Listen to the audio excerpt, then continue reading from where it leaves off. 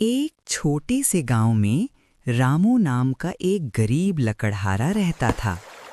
वो रोज सुबह जंगल जाता, लकड़ियां काटता और उन्हें बेचकर अपने परिवार का पालन पोषण करता था। रामू बहुत मेहनती और ईमानदार इंसान था।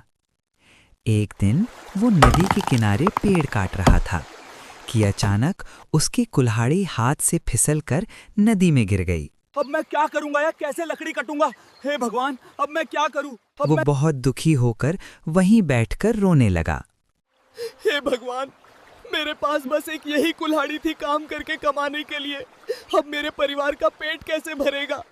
तभी अचानक नदी से एक देवता प्रकट हुए।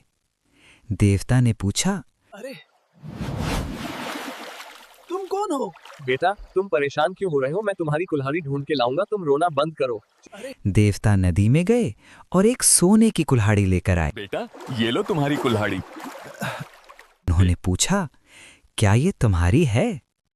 रामू ने कहा, नहीं, ये मेरी नहीं है। फिर देवता चांदी की कुल्हाड़ी लाए। रामू ने उसे भी मना कर दिया। अंत में देवता लोहे की कुल्हाड़ी लेकर आए। रामू की आंखों में चमक आ गई। वो बोला, अरे हाँ बाबा, हाँ, यही तो मेरी कुल्हाड़ी है। रामू की ईमानदारी देखकर देवता बहुत खुश हुए। उन्होंने उसे तीनों कुल्हाड़ियां दे दी। ये लो तुम्हारा सच बोलने का इनाम। तुम ये सारी कुल्हाड़ी ले जाओ और खुश रहो। रामू खुशी खुशी अपने घर लौट आया और इस तरह ईमानदारी ने उसे बड़ा इनाम दिलाया।